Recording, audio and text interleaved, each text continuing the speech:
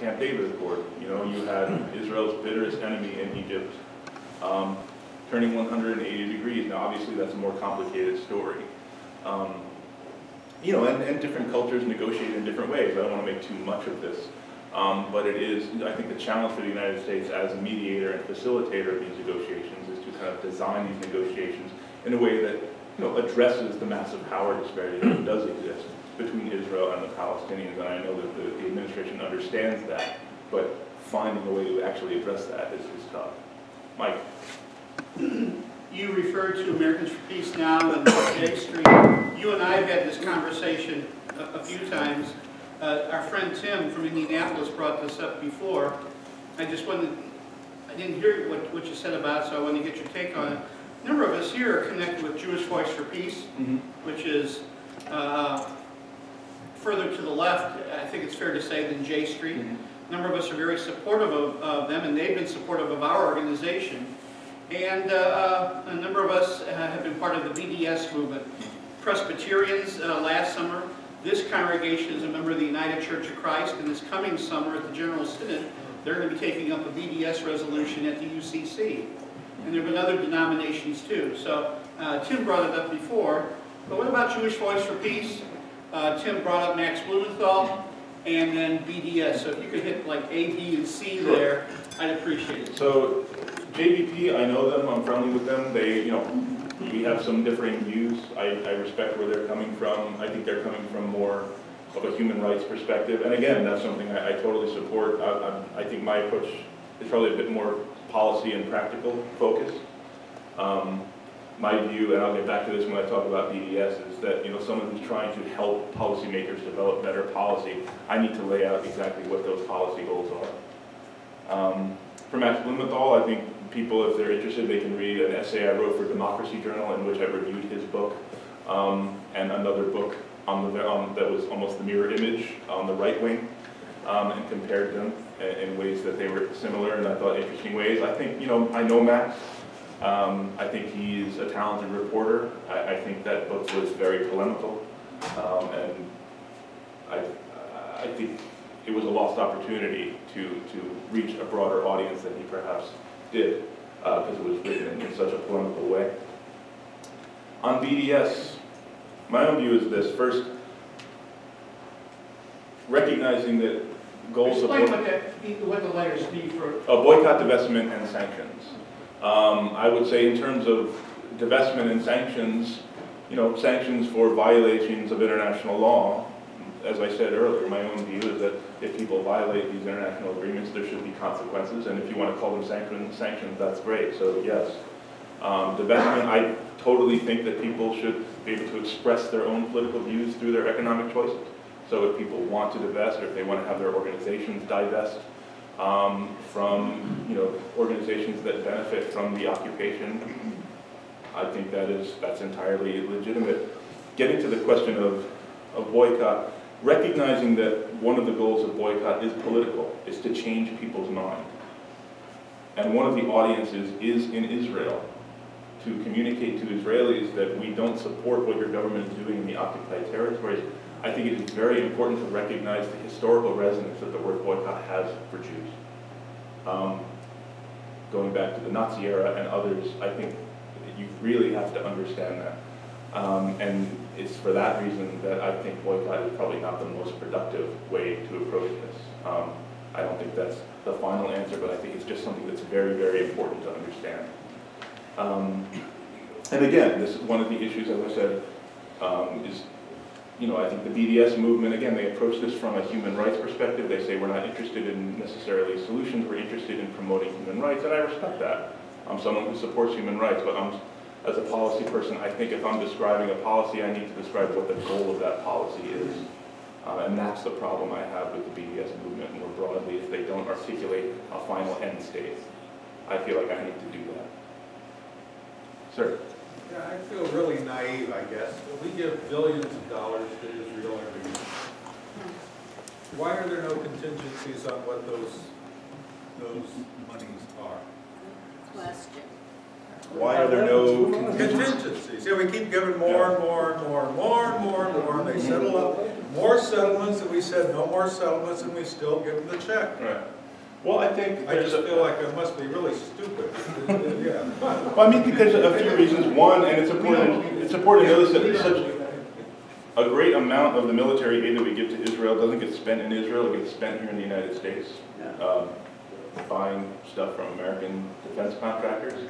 Raytheon, by the way, here in Fort Wayne. Right, so some of that is probably coming into this community. I think there's definitely, as I said, there's the political issue in that Israel and its supporters here, AIPAC and other lobbies, they make a very strong case, and they're very effective in making their case and supporting candidates who support their side and defeating candidates who don't. That's just a political reality. There are a lot of lobbies that do that quite effectively on a whole range of issues. So yeah, it's I think those are two of the main things. I don't think there are some people who just strongly believe that Israel and the United States are totally in this together. And I think going back to Netanyahu's speech, that is something he has consistently tried to say. It's Israel and the West versus these bad, evil Muslims. And I obviously don't agree with that argument. I think there are many in Israel who don't agree with that argument. Man. What's AIPAC? AIPAC is the American Israel Public Affairs Committee. They're a pro-Israel lobby in Washington. Oh, is it? American Israel Public Affairs Committee. They met this week. Yeah, they had their conference last week, and that was Netanyahu was here for their conference. And, sir?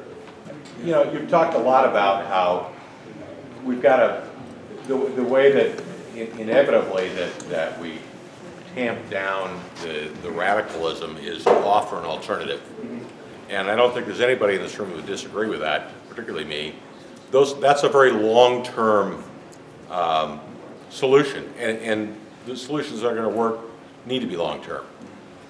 What do we do in the short term? This organization and your organization exist towards trying to create those better environments that encourage a more humane society in this world. But what do we do in the next 24 months? What do we do in the next 36 months to counter the threat and the growing threat? How do we contain the threats of things like ISIS? Well, there's two things. One, I think we have to think seriously about whether in the shorter term degrading ISIS, by which I mean military force, is necessary. I happen to think in this case there are some military answers at a very surface level. Obviously, we're not going to deal with the whole problem, but we can give support to other forces in the region, indigenous forces in the region that are dealing with it. It's tough. We've seen how complicated that is. But I think Can usually screw it up and make it right, worse. they're not as well trained as we are. Let's put it that way. But again, I think we both agree that the United States needs to be careful about how slowly and it's inexorably drawn into these conflicts. But I think one thing I would say, and this is something I do, and that everyone can do as a voter, is making clear to your member of Congress and your senator that you support America developing a more nuanced approach to this. Whether through an email or a phone call or I don't need to do a get out the vote here. But no, I mean, in my experience working in Washington, I have been struck by how members of Congress do respond.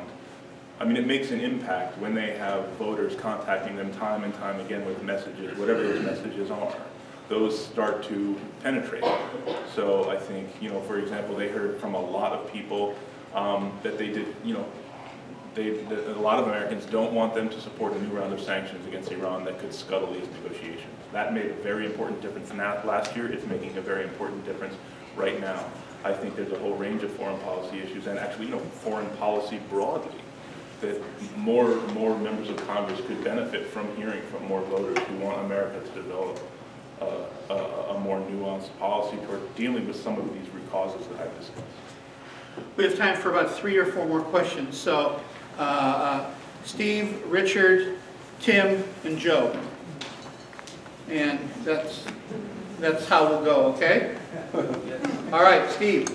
Yes, there's broad support among the evangelical right community in the United States that is always on the side of Israel. A fair fraction of that, substantial fraction of that, sees this as part of an end times unfolding, very much similar to the way ISIS views this as an apocalyptic movement toward an Armageddon scenario. Speak to that. Sure. I mean, I think you're right in saying it's only a fraction of those evangelicals who believe that. And it's funny because I do have Israeli friends who are very concerned about that. They're like, well, if I wouldn't call these people pro-Israel because at the end of their story, Israel disappears. That's something a lot, that's something that's like, tell me how the story ends and you won't like it. But yeah, as a political matter, I mean, I think it's very interesting. And again, this is the community in which I was raised as well, so I'm very familiar with this eschatology, these stories, the end times, Revelation, etc. But I think I find it less productive to really engage on that and debate that, and rather to keep things on the sort of policy level. Okay, if you say you support Israel, someone like Christians United for Israel who support Israel and everything, they think there should be more settlements, saying, well, if you support Israel as a Jewish and democratic state, you're putting that in danger by embedding Israel further in the occupied territory. So just asking them to be, explain to me what your plan is, how you see this in the future. That's the way I would approach that. Richard? Yes, Netanyahu's speech to Congress, in your opinion, a wise move on his part with respect to the elections coming up in Israel? I think, it's hard to look at the polls because the only poll that matters is the one on election day, March 17. I would say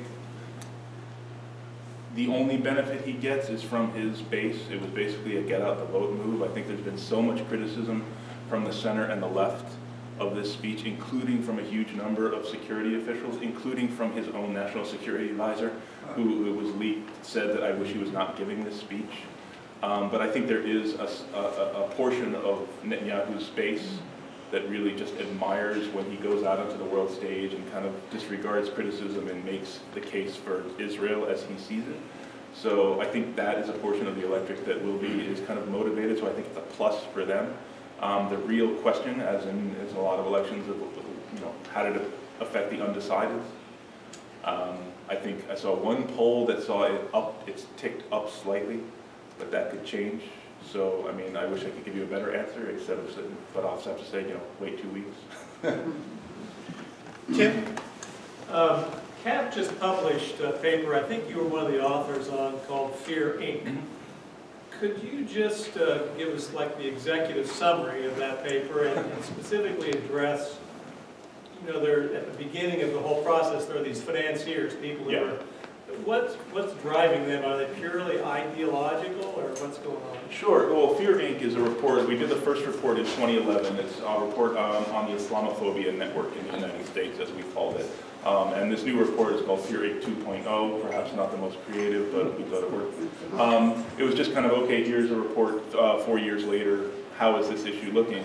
But yeah, the basic thrust of the report is that you have a group of funding organizations that support a number of scholars, I will give them that term, experts, and activists who kind of spread these ideas about Muslims, about spreading fear of Sharia law. You may be familiar with these laws, people anti-Sharia legislation, this idea that, if we're not careful, this less than 2% of the American population is going to succeed in putting us under their religious law. It's obviously a preposterous idea. I feel silly even saying it, but this is the argument that they make.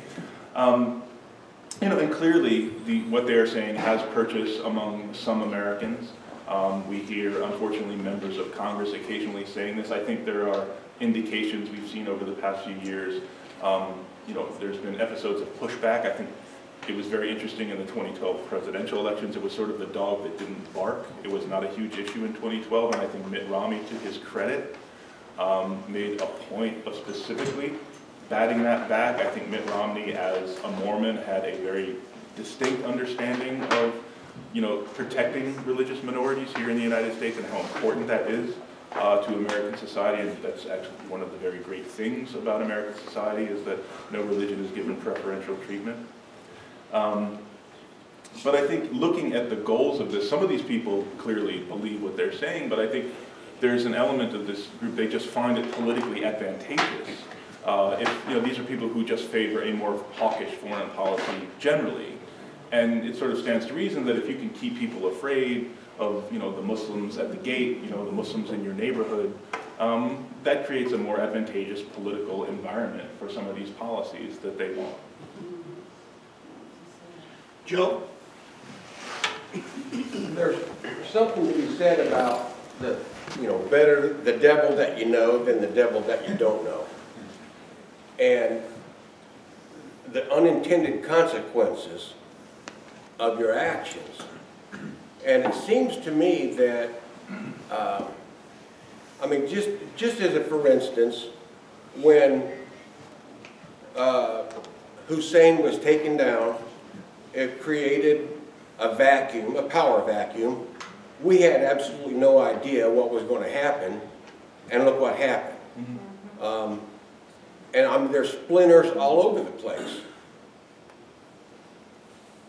I'm wondering when the hell are we going to learn that I don't think that we have the right to dictate you're going to be a Democratic government, you're going to be a Democratic government, you're going to be a Democratic government, because we don't understand the culture of the people that we're dealing with.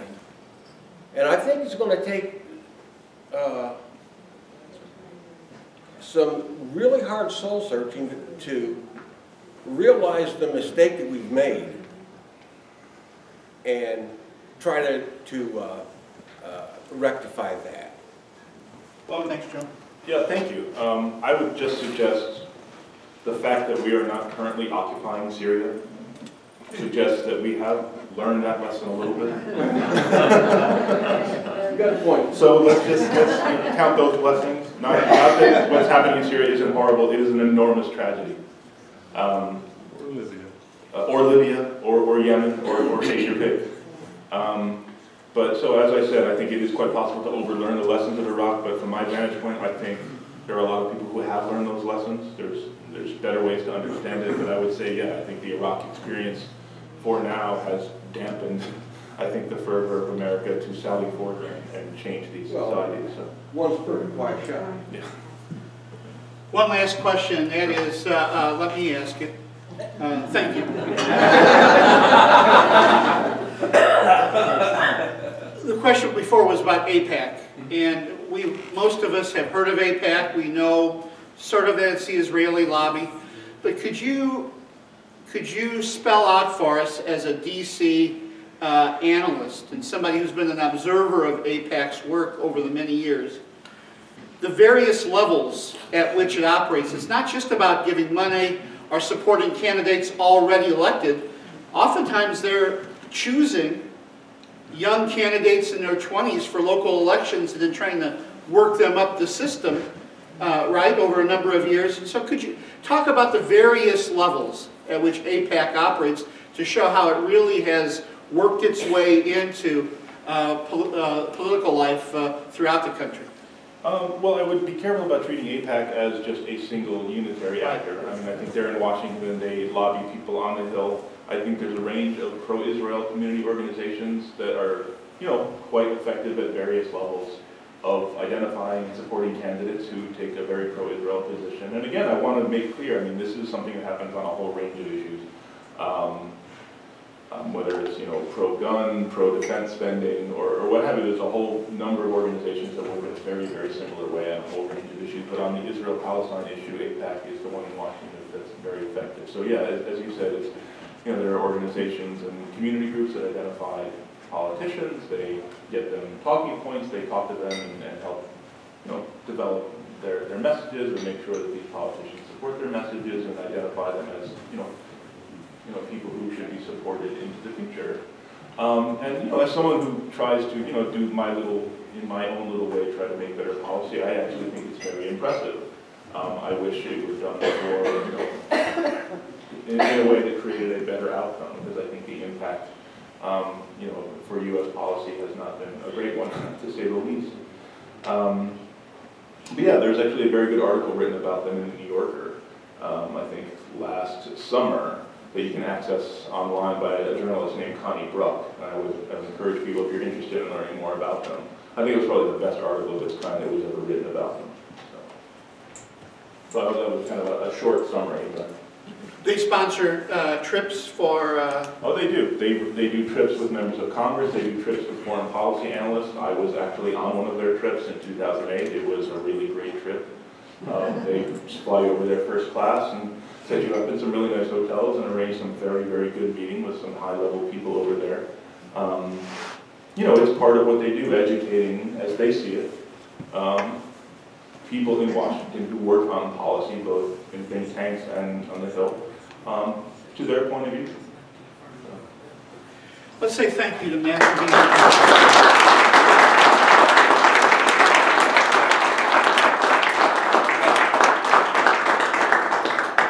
Friends, please visit our friends, the Friends of the Third World in the back. They have things from Palestine.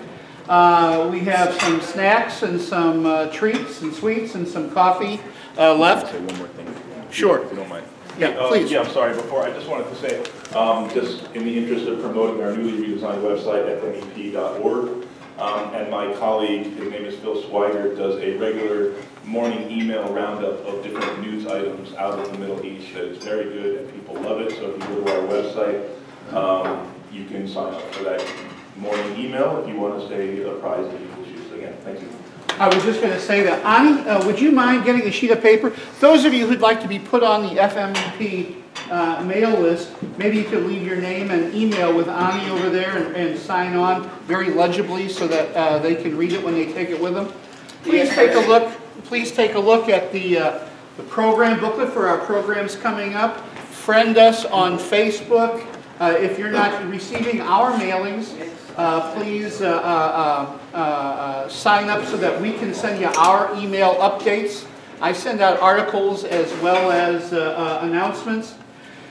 One thing that I did not mention and is that on the first Mondays of the month at the public library here downtown from 5 to 6, we have what we call the Middle East Briefing. It's something new this year.